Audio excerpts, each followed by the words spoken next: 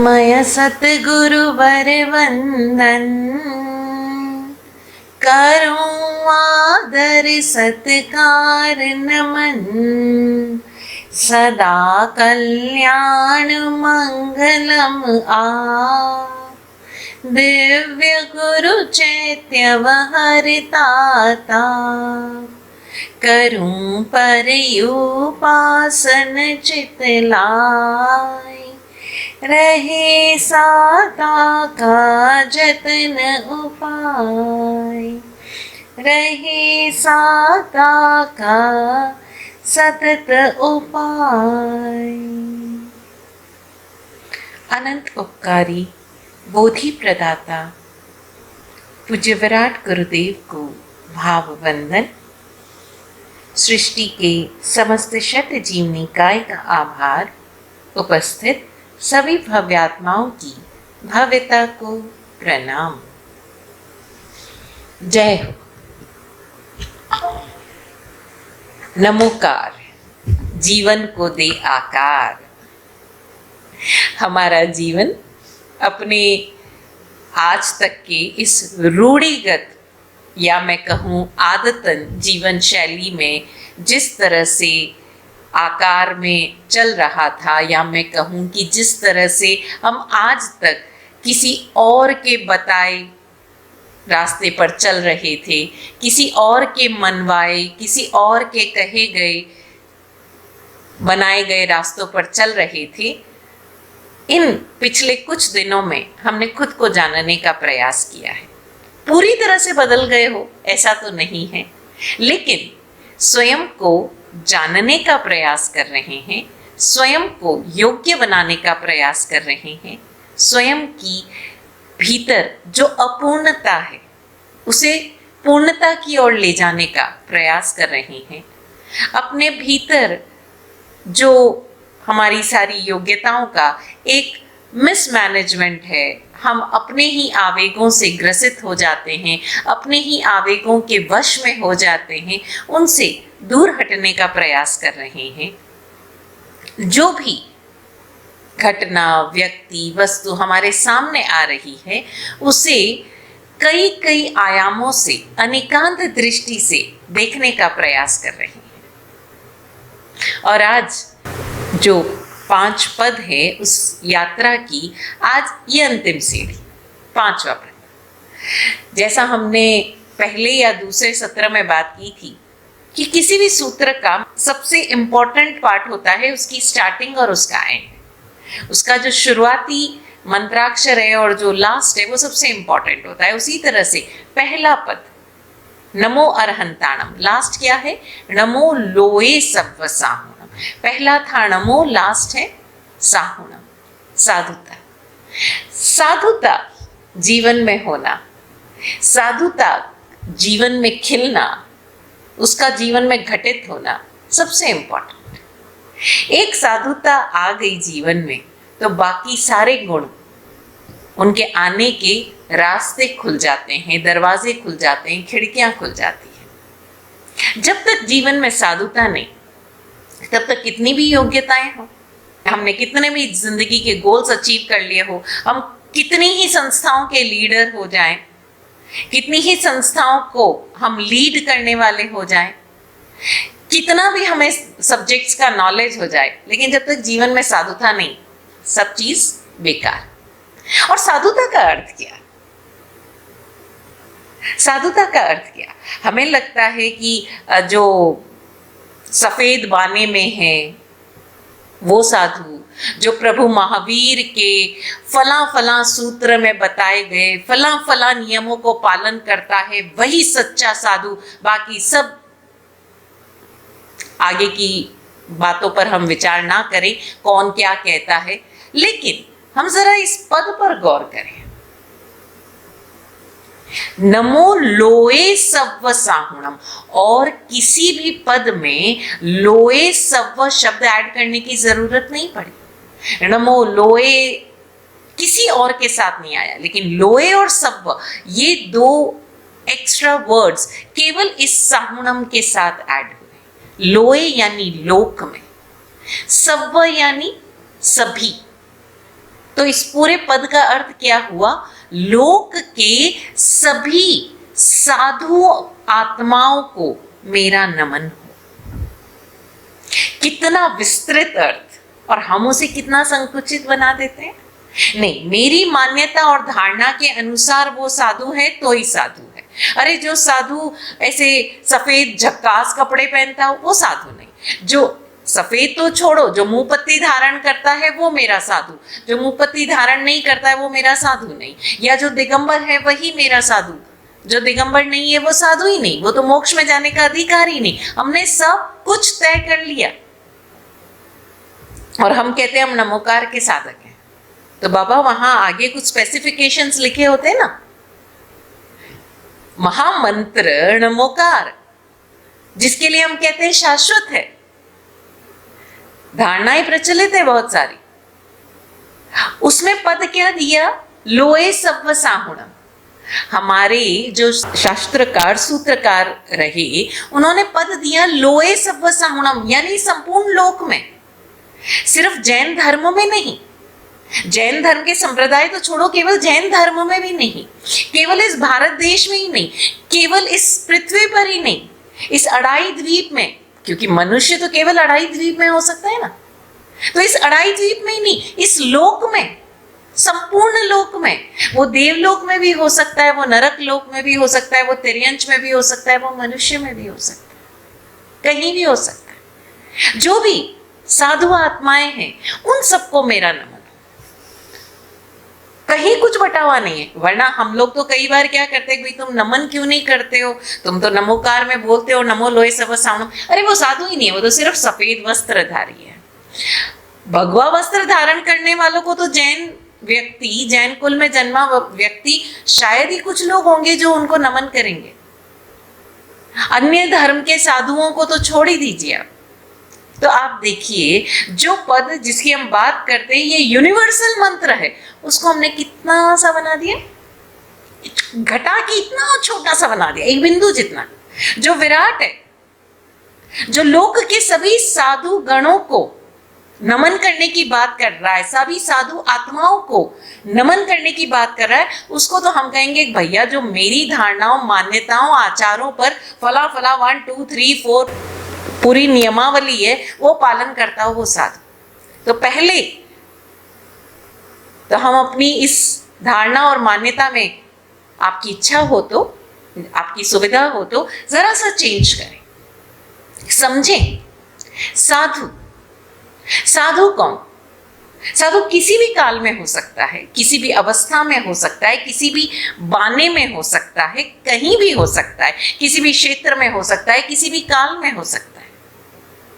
कमाल की बात है ना, हम यहाँ बैठे बैठे महाविदेह क्षेत्र में विचरने वाले साधु गणों को नमन कर देंगे, लेकिन जो हमारे सामने, हमारी आंखों के सामने, हमारे आसपास जो इतनी साधु आत्माएं हैं, उन्हें हम नमन नहीं करेंगे। क्यों? क्योंकि वहां हम देख रहे हैं ना, अरे ये तो ऐसा है, ये तो वैसा है, 100 गलतियां निकाल देंगे। तो क्या हम वाकई इस पद को पूरी तरह से जीवन में उतार पा रहे हैं? तो हम जरा समझें साधु को। आचारांग सूत्र में कहा गया कि जो सम्यक्त्वी है, जो सम्यक्त्वी है उसमें मुनित्व को देखो, और जो मुनि है उसमें सम्यक्त्व को देखो। सम्यक्त्वी कौन? समकिति किसे कहेंगे? हमने पहले ही इस बारे में बात की। सम्यक्त्वी कौन? जो निष्पक्ष है, यानी वो किसी प्रकार का पक्षपात नहीं करता, वो किसी प्रकार के राग द्वेष में नहीं उलझता, वो तेरे मेरे में नहीं पड़ता। अभी हमने सुना ना, जिसके पास कोई प्रपंच नहीं है, ना तेरी ना मेरी, वो अपनी हद में रहता है, मर्यादाएं उसकी अपने लिए हैं, आसपास के लोगों के लिए नहीं। वो नियम स्वयं की आत्म साधना के लिए बना रहा है, लेकिन अगर वो नियम उसे डराते हैं, वो भयभीत होता है, तो वो, आप खुद सोचिए, साधुता सरलता, पर्याय है। साधुता का पर्याय है सरलता। साधु वो जो सरल है, साधु वो जो निर्दोष है, साधु वो जो तनाव मुक्त है। जो सीरियस रहे, टेंशन में रहे, ये हो गया तो मेरा संकेत भंग। अरे बाबा, हमारा संकेत छोटी छोटी बातों से भंग हो जाएगा। इतना इतना मतलब फ्लेक्सिबल है क्या? इतना सस्ता है क्या संकेत कि ये नहीं, ये कर दिया तो संकेत भंग हो जाएगा? और हम खुद ही मान लेते हैं, खुद ही जान लेते हैं। लेकिन क्या कहा गया? लोए सब्व साहुणा। जब तक एक जीवात्मा साधु नहीं होती, नॉट इन टर्म्स ऑफ दीक्षित होना, जब तक उसके भीतर साधुता नहीं आती, तब तक ना वो अरहंत हो सकता है, ना सिद्ध हो सकता है, ना उपाध्याय हो सकता है, ना आचार्य हो सकता है। ये पहली सीढ़ी है, पहली सीढ़ी है साधुता। इसका अर्थ ये नहीं है कि जो दीक्षित है वो साधु नहीं है। आप हमारी बातों को अनेकांत दृष्टि से समझें। तो साधुता किसमें? साधुता यानी सरलता, कोई विशेष खास होना नहीं। साधु वो जो साधारण है, सिंपल है। साधारण का अर्थ क्या? सिंपल, समथिंग एक्स्ट्राऑर्डिनरी नहीं, सिंपल। सिंपल किस तरह से? अपनी व्यवहार में, अपनी कंडक्ट में, अपनी भाषा में, अपने अंदर बाहर कहीं कोई कॉम्प्लेक्स नहीं। आप देखो, हमें अपनी जिंदगी जीते हुए, आप जब हम अपनी जिंदगी जीते हैं, अंदर कुछ और है, बाहर हम कुछ और पेश करेंगे। अंदर हम गाली मार रहे हैं, ऊपर से कुछ और कह रहे हैं। लेकिन साधु कौन? जो अंदर बाहर एक चरित्र, वहां कोई गड़बड़ नहीं है, वहां कोई अलग अलग चेहरे और अलग अलग मास्क नहीं है। वो जैसा भीतर है वैसे ही बाहर है, सरल है, सिंपल है। और सिंपल का अर्थ क्या होता है? कि कोई कॉम्प्लेक्स ही नहीं है। कॉम्प्लेक्सेस है ना लाइफ में। किसी को इंफीरियरिटी कॉम्प्लेक्स है, किसी को सुपीरियरिटी कॉम्प्लेक्स है, किसी को किसी चीज का कॉम्प्लेक्स है, किसी को अपनी ब्यूटी का कॉम्प्लेक्स, किसी को अपनी जॉब का कॉम्प्लेक्स, किसी को पद का कॉम्प्लेक्स, किसी को पता नहीं किस चीज का कॉम्प्लेक्स। आजकल तो कॉम्प्लेक्सेस के नाम इतने हैं, यंगस्टर्स जब हमसे बात करते हैं हम आश्चर्य में पड़ जाते हैं। कभी उसे बॉडी शेमिंग का कॉम्प्लेक्स है, पता नहीं किस किस चीज का कॉम्प्लेक्स है। और इतने सारे शब्दावली हमने अपने जीवन में पाल ली है। जो सिंपल है वो साधु है। और फिर ध्यान देना, मैं फिर इस बात को रिपीट कर रही हूं, वो साधु कहीं भी हो सकता है। वो मनुष्य गति में हो सकता है, वो तिर्यंच गति में हो सकता है, वो नरक गति में हो सकता है, वो देव गति में हो सकता है। इतना वाइड है। ऐसी बहुत सारी आत्माएं हैं जो समकिती है लेकिन अभी नरक में है। मनुष्य जन्म लेगी और मुक्त हो जाएगी। जो लोग थोड़ा बहुत भी जैन दर्शन का सुना हो, आपने नॉलेज ली हो, कहीं प्रवचन में सुना हो, तो जो तीर्थंकर का जीव है वो या तो देव गति से आएगा या नरक गति से आएगा, जन्म लेगा और मुक्त हो जाएगा। तो अब आप क्या कहोगे कि नरक गति, ओहो बड़ा पापी जगह है, वहां तो सब पापी जाते हैं। फिर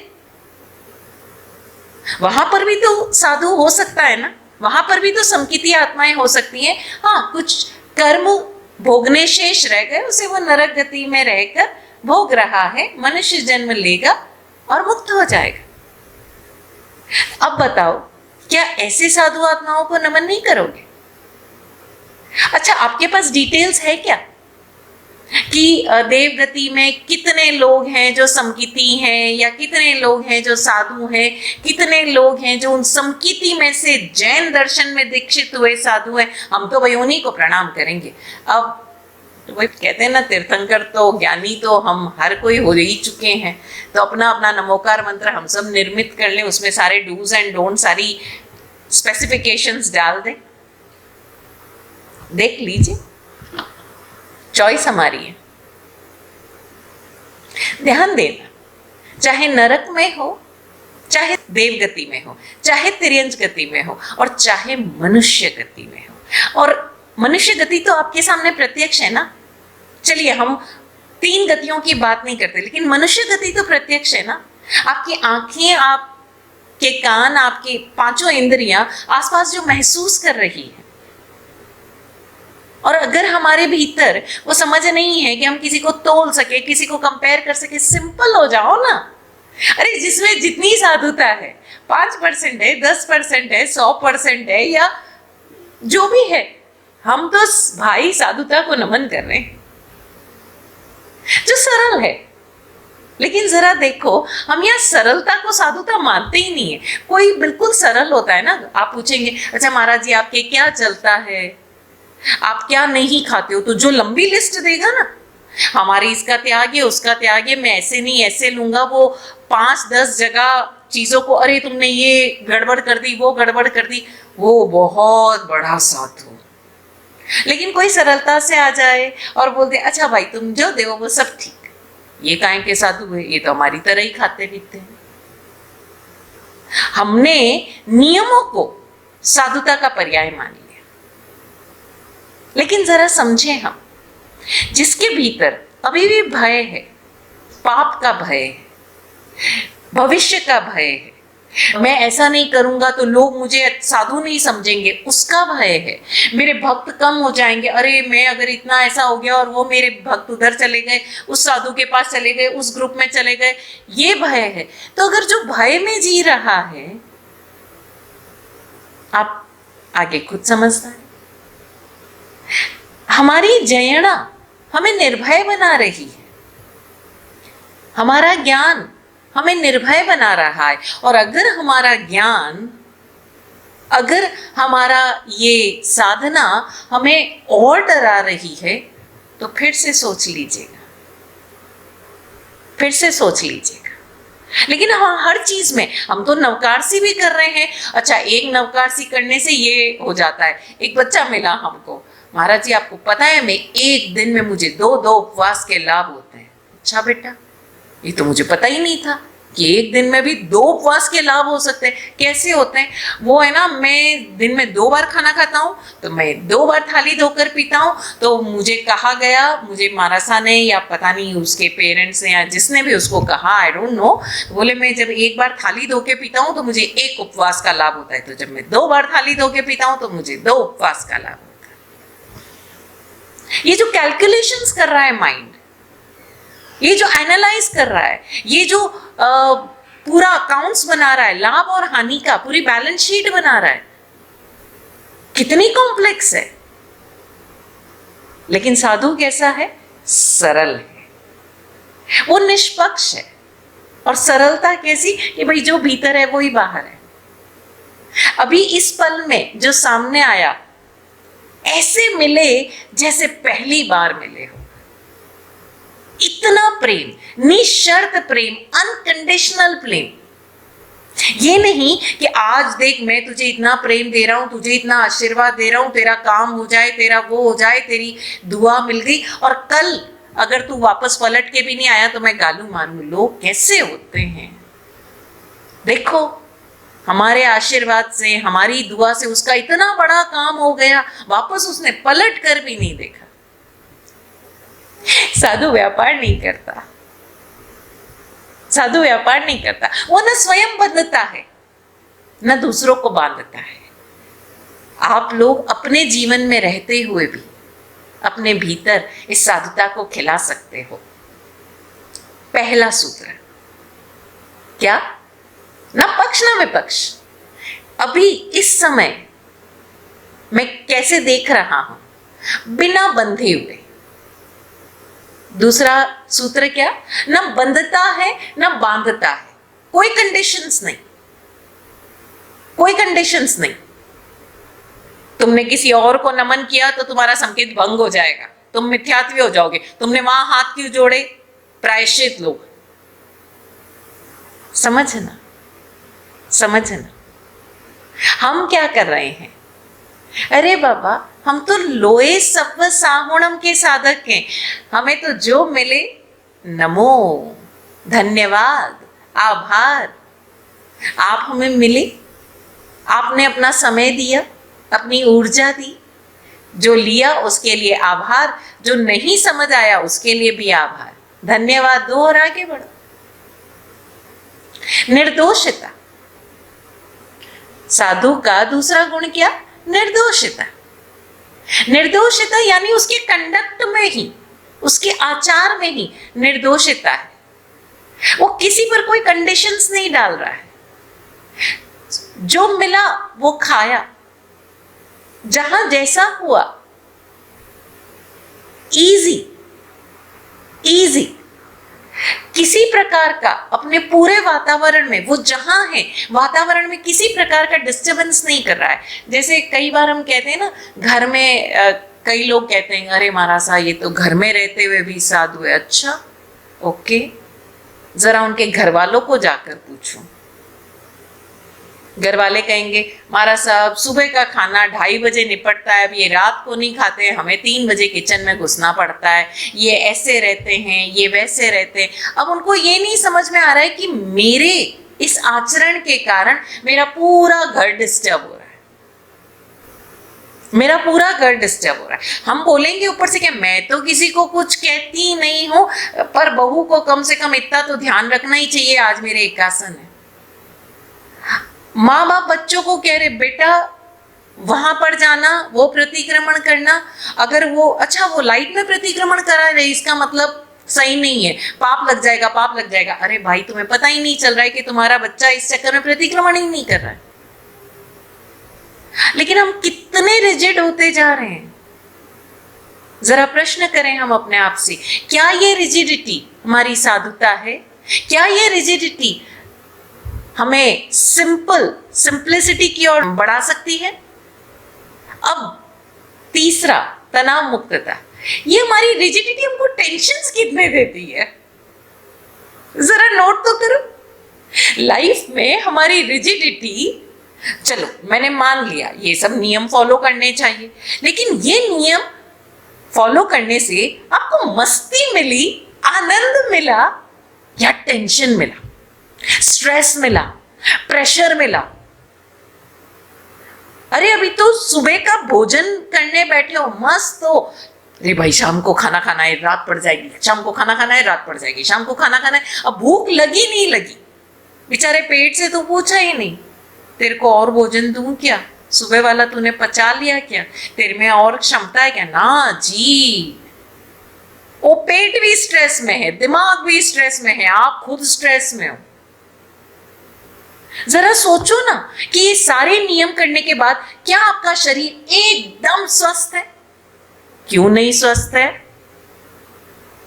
भाई आप तो बड़ा सात्विक भोजन करते हो, बड़ी तपस्या करते हो, फिर शरीर में बीमारियां क्यों हो गई?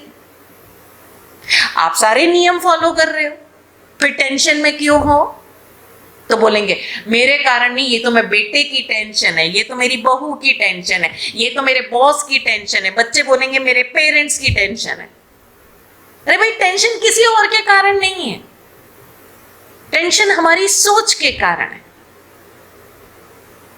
हम स्वयं भी डिस्टर्ब हो रहे हैं और दूसरों को भी डिस्टर्ब कर रहे हैं। और ये डिस्टर्बेंस क्यों है? क्योंकि हम रिजिड हैं, हम फ्लेक्सिबल नहीं है। अब फ्लेक्सिबल होने का ये अर्थ नहीं है कि बह जाओ। अब भाई मेरे दोस्त ने कहा पढ़ने की क्या जरूरत है, चलना फिल्म देखने चलते हैं। भाई महाराज साहब ने कहा फ्लेक्सिबल हो ना, तो भाई मैं तो बहुत फ्लेक्सिबल हूँ, मेरे दोस्त जैसा कहते मैं कर लेती हूँ। बहू बोलेगी मेरी फ्रेंड आई, उसने कहा चलना बड़े दिन हो गए शॉपिंग के लिए चलते हैं। महाराज साहब मैं तो बहुत फ्लेक्सिबल हूँ, मेरी फ्रेंड जब भी जो कुछ कहे मैं कर लेती हूँ। प्लीज रुकिए, this is not flexibility, this is बहना।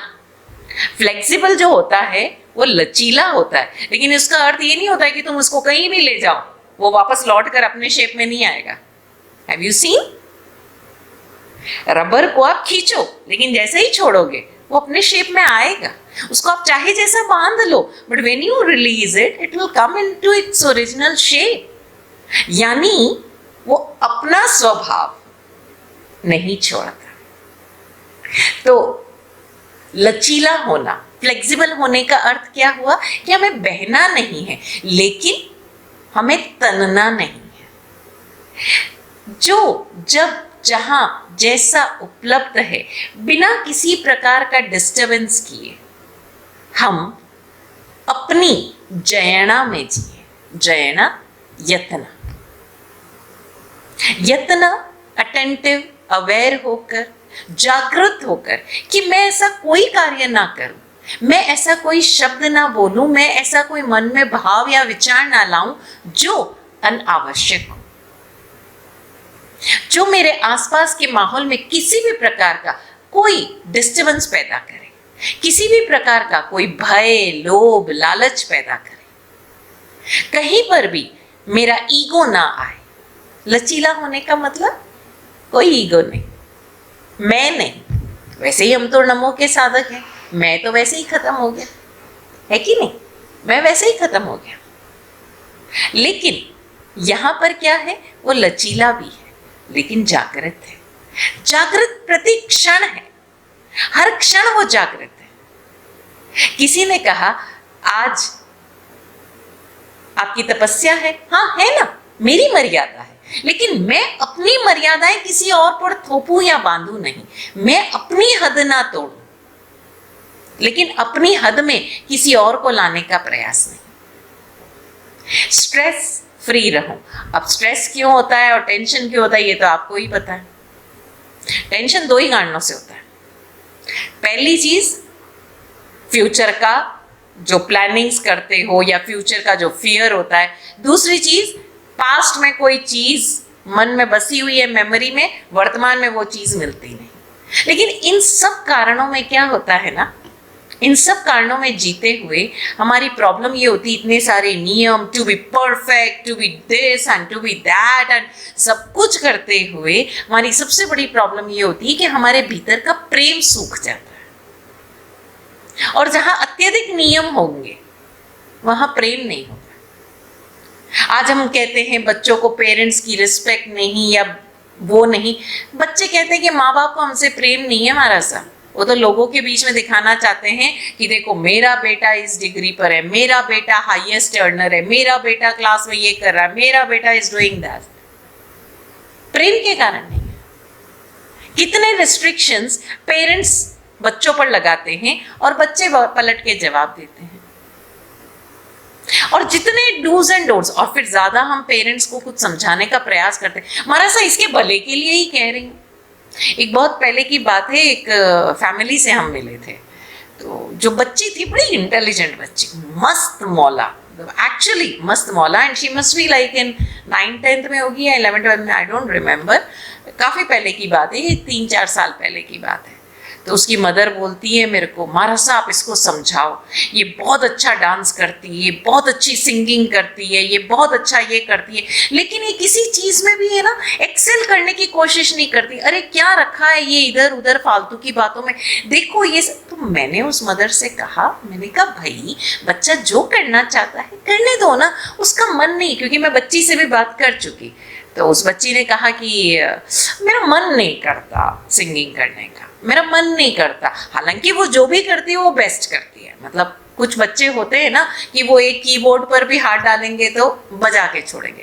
तो मैंने उसकी मदर से कहा, मैंने कहा भाई आप क्यों इसके इतना पीछे पड़े हो कि ड्राइंग क्लास भी कर, स्विमिंग क्लास भी कर, एंड आई सपोज उन्होंने मुझे गिनाया था कोई चेस भी खेलती थी और एक और कोई स्पोर्ट्स था, अबाउट 7-8 अदर एक्टिविटीज। बोले महाराज साहब आपने तो कहा अपनी योग्यताओं को जगाओ, अपनी योग्यताओं को खिलाओ, तो देखो इसमें इतनी योग्यताएं, इसको सारी खिलानी चाहिए, वरना क्या ये खुद के साथ गलत नहीं कर रही है, ये खुद के साथ अनावश्यक नहीं कर रही, पाप नहीं कर रही है। एंड उन्होंने मुझे इतना, आई वाज शॉक्ड। आप हमारी ही बातों को हम पर ही किस तरह से ले रहे हो, यानी आप सुनते वही हो और उसको वैसे ही कट कॉपी पेस्ट करके अप्लाई करते हो अपने जीवन में जैसा आप चाहते हो। क्या ये सरलता है? मैं आप ही से पूछ रही हूं, क्या ये सरलता है? जो भी लोग ये प्रवचन सुनते हैं कई बार वो हमारे प्रवचन से ऐसे ऐसे पॉइंट निकालकर हमको सुनाते हैं जो पता नहीं हमको वो प्रवचन 3 बार सुनना पड़ जाता है, ये लाइन हमने कब बोली। और ऐसा क्यों है? क्योंकि हम इस मोमेंट में प्रेजेंट नहीं है, हम सरल नहीं है, हम बहुत कॉम्प्लेक्स है। हमें लगता है कि हम कोई चीज सुन रहे हैं या हम कोई चीज वापस बता रहे हैं तो it should be something very big and, ये भाई सरल होना है। हम खुलकर खिलखिलाकर हंसते नहीं। हमें कोई साधु मंच पर हंसता हुआ दिख जाए तो हम टेंशन में आ जाते, ये कैसे महाराज सा है जो मंच पर ऐसे खिलखिला के हंसते। बहुत कम साधुओं को हमने हंसते खिलखिलाते देखा होगा, मुस्कुराते देखा होता। इतने टेंशन में रहते हैं। बहुत साल पहले की बात है, मुझे एक बार एक कोई हिंदू साधु मिले थे। वो बोलते हैं, साध्वी जी, साधु की सिंपल सी पहचान है कि उसके आसपास किसी एक या 2 साल के बच्चे को छोड़ दो, और अगर वो बच्चा थोड़ी देर में उस साधु के साथ घुल मिल जाए, बाहें फैला के उसके पास जाने लग जाए, तो समझ जाना कि वो सही अर्थों में साधु है। मैंने कहा ऐसा क्यों?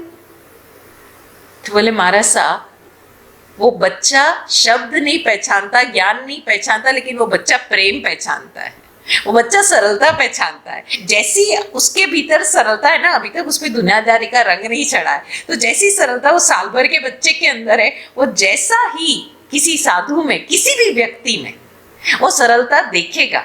मैं यहाँ पर सिर्फ एक वेशधारी साधु की बात नहीं कर रही हूँ, वो किसी भी व्यक्ति में देखेगा, वो उसके पास चला जाएगा, क्योंकि बच्चा ऑरा पहचानता है। आपको किसी ऑरा स्कैनर की जरूरत नहीं है। आजकल एक बड़ी चलन चली है ना, ऑरा चेक करवाओ। मैं सिंपल सी बात कह रही हूँ, किसी भी 1 साल के बच्चे को देख लो आप, और अगर वो आपका मित्र बन जाता है, बड़े प्रेम पूर्वक आपके पास आ जाता है, मस्ती कर लेता है बिना किसी लालच के, कोई टॉफी का लालच नहीं, कोई फेसेस बनाने का या नहीं, सिंपल एक मुस्कान से अगर वो आपके पास आ जाता है, तो समझ लो सिंपल सा टेस्ट है, क्योंकि बच्चा सिर्फ प्रेम पहचानता है, बच्चा सरलता पहचानता है, क्योंकि वो खुद प्रेम से भरा हुआ है, वो खुद सरल है। तो जो सरल है, जो निष्पक्ष है, जो निर्दोष है, तो ऑब्वियसली वो तनाव मुक्त होगा, ऑब्वियसली है कि वो स्ट्रेस फ्री होगा। और जब आप स्ट्रेस फ्री होंगे, अब समझना, अब इन पदों की उल्टी हम वापस यात्रा करें। जो सरल होगा, राइट, जो टेंशन फ्री होगा, स्ट्रेस फ्री होगा, जिसमें अब किसी भी प्रकार की कोई उतावल नहीं बची, निर्दोष है, किसी को कोई डिस्टर्ब नहीं कर रहा है, तो क्या अब उसको कुछ शर्तें नहीं है ना, तो अब क्या वो कोई भी विषय को देखेगा तो उसमें बंधेगा नहीं, क्योंकि वो सरल है, उसको तो बंधना ही नहीं है किसी से। जो साधु है वो क्या करेगा? अब वो ऑब्वियसली वो किसी भी पूर्वाग्रह से नहीं बंधा है, वो किसी धारणा से नहीं बंधा है, वो किसी मान्यता से नहीं बंधा है, वो किसी भी अपने थॉट प्रोसेस, किसी थ्योरी, किसी धर्म संप्रदाय से बंधा ही नहीं है, तो वो सभी को अनेकांत दृष्टि से ही देखेगा, राइट और नॉट। बात समझ में आ रही है ना? जो स्वयं बंधा हुआ नहीं है किसी भी चीज से, किसी भी पास्ट एक्सपीरियंस से, मेमोरी से, किसी धर्म संप्रदाय, धारणा, मान्यता, रिश्ता, रिलीजन, व्यक्ति, वो किसी से नहीं बंधा है, तो जो उसके सामने आएगा, जो घटना उसके सामने आएगी, क्या वो उसको निष्पक्ष दृष्टि से नहीं देखेगा? क्या वो उसको अनेकांत दृष्टि से नहीं देखेगा? सबको देखेगा अनेकांत दृष्टि से। और जब अनेकांत दृष्टि से देखेगा तो अभिव्यक्ति कैसी होगी? अनेकांत होगी, वो किसी को बांधेगी नहीं। और जो अनेकांत दृष्टि से देख पाने की क्षमता रखता है, वाइडर हॉराइजन्स, क्या वो अच्छा लीडर नहीं होगा? क्या वो पूरे ग्रुप को साथ लेकर नहीं चल पाएगा? क्योंकि वो बंधा हुआ ही नहीं है ना किसी से। और जब आप अपने आप को, अपने सारे गुणों को मैनेज कर पा रहे हो, अपनी सारी क्वालिटीज को मैनेज कर पा रहे हो, एडमिनिस्टर कर पा रहे हो, आपके भीतर एक भाव है कि ये पूरा जो विराट यूनिवर्स है, मैं उसका एक हिस्सा मात्र हूं, तो क्या आपके भीतर सारी योग्यताएं स्वयमेव नहीं खिलेगी? वो अर्हतता भीतर ही तो है, वो सिद्धत्व, वो मोक्ष कहीं बाहर नहीं है, वो भीतर ही है ना, राइट और नॉट? तो ये जो अंतिम सीढ़ी है, ये देखा जाए तो पहला स्टेप है। अपने जीवन में आज से खुद को चेक करना शुरू कर दो, बाबा मैं कहाँ कहाँ, मन में कुछ और, बाहर कुछ और। अब बोलोगे महाराज साहब ऐसे नहीं करेंगे तो दुनिया तो चल ही नहीं सकती है, तो पॉलिटिक्स का जमाना है। भाई पहले तो हम कहते थे पॉलिटिक्स सिर्फ राजनीतिक गलियारों में होती है, हम आजकल तो हम कहते हैं ऑफिस में पॉलिटिक्स होती है, घरों में पॉलिटिक्स होती है, सोसाइटी में पॉलिटिक्स होती है। बच्चे तो कहते हैं हमारा सर क्लास में भी पॉलिटिक्स होती है। छोटे छोटे बच्चे, वो टीचर का पेट है। बच्चा कहाँ से सीखा ये सारी बातें? घर में सुनता है ना, पापा को, मम्मी को, चाचा चाची को कहते हुए सुनता है। मम्मी जी तो ना बस हमेशा दीदी का ही फेवर करती है, पापा तो हमेशा ना बस छोटे वाले भाई को ही ये सब कहते। वो बच्चा सीखा कहाँ से ये लैंग्वेज? सरल था, वो सिंपल था। लेकिन हम उस बच्चे को सरल नहीं रहने देते। हम जब बाहर जाएंगे, देख तू कहीं बाहर जाए ना, तेरे सामने कुछ भी रखा हो खाने को, खबरदार जो तूने उठा लिया। आप जाएंगे, आपको वो ऑफर करेंगे, लीजिए ना कुछ, आप बड़े प्रेम से उसमें से जो आपको पसंद है आपने ले लिया। उस बच्चे से तो किसी ने पूछा ही नहीं तेरे को क्या पसंद है। फिर वो हाथ डालेगा, तेरे को घर पे खाने को नहीं मिलता, तू क्यों उठा रहा? वो बोले मम्मा आपने भी तो उठाया। हम देखो ना कितने दोहरे चरित्रों में जीते हैं, कितने दोहरे चरित्रों में जीते। ऊपर आप बोल रहे हो क्या बनाया है आपने, क्या आपने की, और घर में एंटर हुए नहीं, घर तो छोड़ो आप गाड़ी में बैठे नहीं और शुरू हो जाओगे क्या बकवास खाना था, क्या उसने वेन्यू लिया था, एकदम बकवास डेकोरेशन। वो बच्चा कह रहा है मम्मी वहां पर तो ये कह रही थी, यहाँ पर ये कह रही है। अब वो भी सीख जाता है पॉलिटिक्स, वो भी सीख जाता है। तो अब जरा देखें हम अपने रिश्तों में क्या हम अंदर बाहर एक जैसे हैं? क्या हम अपने जीवन में, अपने आसपास के लोगों के जीवन में कहीं डिस्टरबेंस क्रिएट कर रहे हैं? और डिस्टरबेंस सबसे बड़ा कारण हमारा फोन। बच्चा घर से बाहर, तू कहाँ है? वो कहेगा मम्मा कॉलेज हो। अच्छा वीडियो कॉल करके दिखा। कमाल है, आप अपने बच्चों पर ही भरोसा नहीं करो। आपको क्या लगता है आप जितने चालाक हो और जितना आप एक बहुत अच्छा मदर या फादर बनने की कोशिश करो, बच्चे 100 रास्ते निकाल लेंगे, आपको पता भी नहीं चलेगा। और उसको ऐसा बनने पर मजबूर कौन कर रहा है? हम। 4:45 पे तेरी क्लास खत्म होती है, 5 बजे तुझे हॉस्टल में होना चाहिए, क्यों नहीं है? और फिर मदर्स बड़े आराम से मुझे आकर कहती है महाराज सर मुझे सब पता है, मेरा बच्चा कहीं नहीं जाता, हम उसे लिमिटेड ये देते हैं, उसी में उसका चलता है। आप अपने बच्चे को खुद दोषी बना रहे हो, आप उसे टेंशन दे रहे हो, उसकी आधी से ज्यादा एनर्जी आपको संभालने में चली जाती है। अगर उसने फोन नहीं उठाया, बाबा वो किसी टीचर के साथ हो सकता है, उसका कोई फ्लो चल रहा है, वो कुछ लिख रहा है, वो कुछ एक्सपेरिमेंट कर रहा है, वो कुछ प्रोजेक्ट बना रहा है, उसका एक फ्लो चल रहा है, एक थॉट प्रोसेस चल रहा है, लेकिन बीच में फोन आएगा, खाना खाया। क्यों? क्योंकि आप तो नियम में हो ना, मां का कर्तव्य। अब वो बच्चा आपका फोन नहीं उठाएगा तो आप उसके रूममेट को फोन करोगे, रूममेट नहीं उठाएगा तो आप पड़ोसी को करोगे, वो नहीं उठाएगा तो आप वार्डन को करोगे, वार्डन नहीं उठाएगी तो आप पता नहीं किस किस को करोगे। क्यों? क्योंकि आपको चेक रखनी है मेरा बच्चा कहीं गलत रास्ते पर ना चला जाए। आप उसकी लाइफ में जो डिस्टर्बेंस क्रिएट कर रहे हो इसका आपको अंदाजा भी नहीं। और ये सिर्फ यहां नहीं हो रहा है, ऑफिस में ये हो रहा है।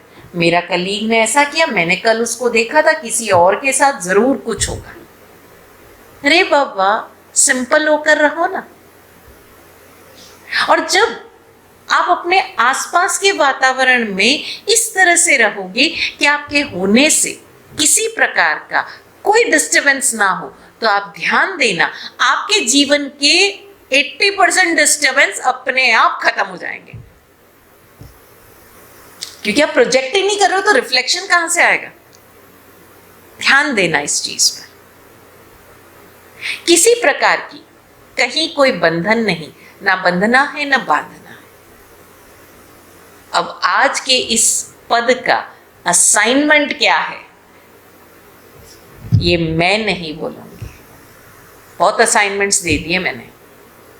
आज के पद का अपना असाइनमेंट आप खुद डिसाइड कीजिए कि मुझे खुद पर क्या करना है। और मैं अक्सर ये बात सबसे कहती हूँ कि आप में क्या बदलाव आया ये आप मत बताइए हमें, आपके घर वाले आपसे कहें यार कुछ तो है, कुछ तो तेरे चेहरे में बदला हुआ लग रहा है यार, कुछ तो तेरी, तू पहले जैसी नहीं है, तू पहले जैसा नहीं। आपका बॉस आपको कहने लगे, आपके कलीग्स आपको कहने लगे, आपके फ्रेंड्स आपको कहने लगे, यार कुछ तो हुआ है। अब वो क्या हुआ है ये सीक्रेट उन्हें मत बताओ, उन्हें धन्यवाद दो। लेकिन वो कब होगा? जब एक्चुअली में आपके भीतर चेंज आएगा। और वो चेंज बुद्धि में नहीं, बुद्धि में नहीं, भीतर आएगा, वाणी में आएगा, बिहेवियर में आएगा, कंडक्ट में आएगा। आप मस्त हो जाएंगे। मस्त होने का अर्थ ये नहीं कि यू पोज कि मैं बहुत मस्त हूं। मस्त होने का अर्थ है कि एक बेफिक्री आ गई, किसी प्रकार की कोई टेंशन नहीं। जो तनाव मुक्त है वही मस्त हो सकता है। जहां मैं का अस्त हो गया वो मस्त हो सकता है। जहां प्रूव करने की टेंशन ही खत्म हो गई, आई एम द बेस्ट। अरे बाबा आप हो, दैट इज इनफ। बट नहीं, हमें तो डिग्रीज, हमें तो मेडल्स कलेक्ट करने, best performer, best presenter, best dancer, best ये। और आजकल तो एक नया चला है स्पिरिचुअल मेडिटेशन। और वो मेडिटेशन अंदर क्या कर रहा है वो हमें नहीं पता, बट हम पोज करेंगे, हम अपने सोशल मीडिया पर डालेंगे, look this is this and I am been going there, और मैंने ये कोर्स किया है, मैंने वो किया, मैं हीलर हूं, मैं फला हूं, मैं पता नहीं कितनी कितनी डिग्रीज लगा लेंगे। और उन लोगों से जरा पूछें कि भैया आप अपने आप को हील कर पाए हो क्या? जो अपने आप को हीलर कह रहे हैं, तो वहां पर हमारे पास एक बड़ा अच्छा ऑप्शन है ना। हमारा से ये तो निकाचित कर, मैं इसलिए भोग रहा हूं। अरे कमाल है, आप खुद को हील नहीं कर पा रहे हो और दूसरों को हील करने चले हो।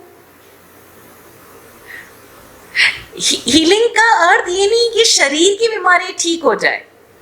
समझना इस चीज को, शरीर में बीमारी आ गई है किसी भी कारणों से, लेकिन वो बीमारी आपके मन को नहीं छू पाए। यहां पर हम दो डायमेंशंस में साधुता को देखेंगे। पहला डायमेंशन आपके अपने लिए, आपको अपने भीतर की साधुता को निखारना है। आप सब में है, ऐसा नहीं है आप सब में नहीं है।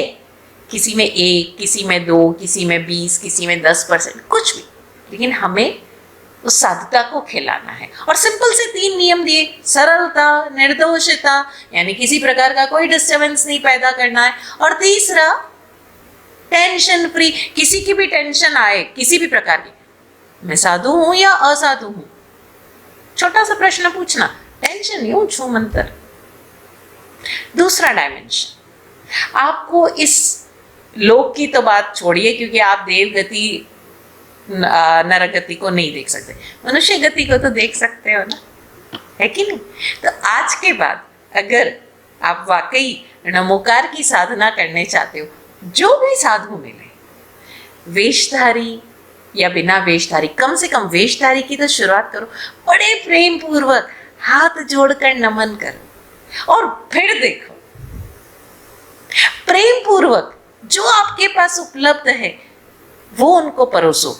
इस लालच के साथ नहीं, साधु को गोचरी देने से ये पुण्य मिलते हैं, मैंने उनको खाना वेराया और उसके लिए you will go into the extremes.